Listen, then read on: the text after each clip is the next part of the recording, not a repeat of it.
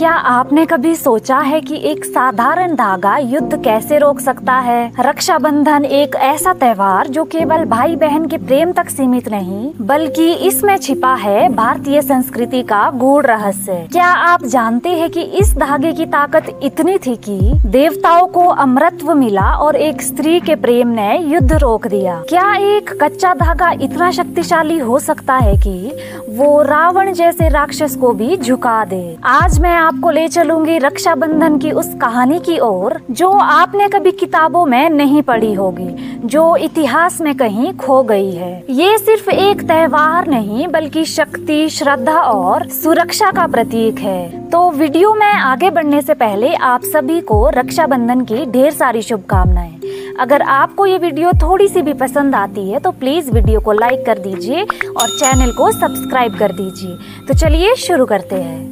बहुत समय पहले की बात है, देवताओं और असुरों में युद्ध छिड़ा हुआ था। देवराज इंद्र बार बार हार रहे थे, तो उनकी पत्नी इंद्राणी ने देखा कि उसके पति निराश हो चुके हैं। उन्होंने एक विशेष धागा बनाया, मंत्रों से पूजन कर उसे इंद्र की कलाई पर बांधा और उस दिन युद्ध के मैदान में इंद्र ने विजय प्राप्त की। इस धागे को कहा गया रक्षा सूत्र। स्कंद पुराण में इसका उल्लेख है कि ये रक्षा सूत्र न केवल सुरक्षा का प्रतीक था बल्कि आध्यात्मिक ऊर्जा का वाहक भी था। उस दिन श्रावण पूर्णिमा थी, वही दिन जो आज रक्षाबंधन के रूप में मनाया जाता है। आपने रामायण में रावण का नाम तो सुना ही होगा, पर क्या आप जानते हैं कि एक बार रावण ने भी एक रक्षा सूत्र को अनदेखा किया था और वो उसका पतन बना। कहानी कुछ ऐसे है कि रावण की बहन शूर्पणखा ने अपने भाई को एक बार रक्षा सूत्र बांधा था और वचन लिया था कि कोई स्त्री उसका अपमान न करे। लेकिन जब रावण ने सीता का हरण किया तो वो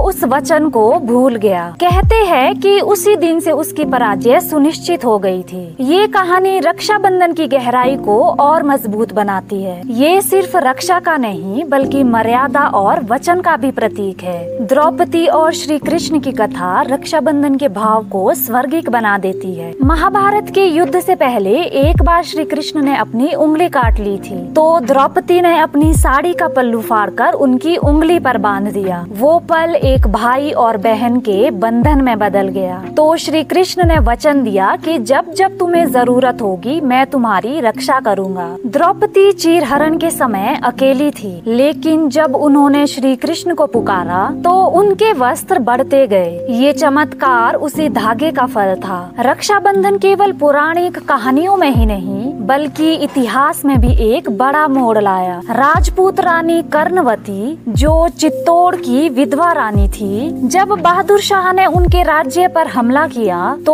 उन्होंने मुगल बादशाह हुमायूं को राखी भेजी। तो हुमायूं ने बिना देर किए युद्ध रोककर कर्णवती की रक्षा की। उस दिन एक मुस्लिम सम्राट ने एक हिंदू रानी को बहन मानते हुए धर्म, जाति और राजनीति से ऊपर उठकर रक्षा की मिसाल कायम की। क्या आप जानते हैं कि रक्षाबंधन केवल धार्मिक ही नहीं बल्कि वैज्ञानिक दृष्टि से भी महत्वपूर्ण है। श्रावण पूर्णिमा का दिन आयुर्वेद में धातु संतुलन का समय माना जाता है। इस दिन शरीर में रोगों से लड़ने की क्षमता सबसे कम होती है। तब ये पवित्र धागा, जिसे आयुर्वेद में रक्षा धारण कहा गया, शरीर पर विशेष ऊर्जा उत्पन्न करता है। ब्राह्मणों द्वारा रक्षा सूत्र बांधने की परंपरा इसी वजह से शुरू हुई। रक्षाबंधन केवल खून से जुड़े भाई बहनों के लिए नहीं है। कई कहानियां हैं जहां एक स्त्री ने किसी पुरुष को राखी पहनाकर उसे अपना भाई बना लिया और वो उसकी रक्षा में खड़ा हो गया, चाहे वह कोई संत रहा हो, सैनिक या राजा रहा हो। ये भावना ही है जो इस त्योहार को अद्भुत बनाती है, जहां बहन भरोसा करती है और भाई उसकी रक्षा के लिए अपना सब कुछ न्यौछावर करने के लिए तैयार रहता है। आज रक्षाबंधन सिर्फ भारत में ही नहीं बल्कि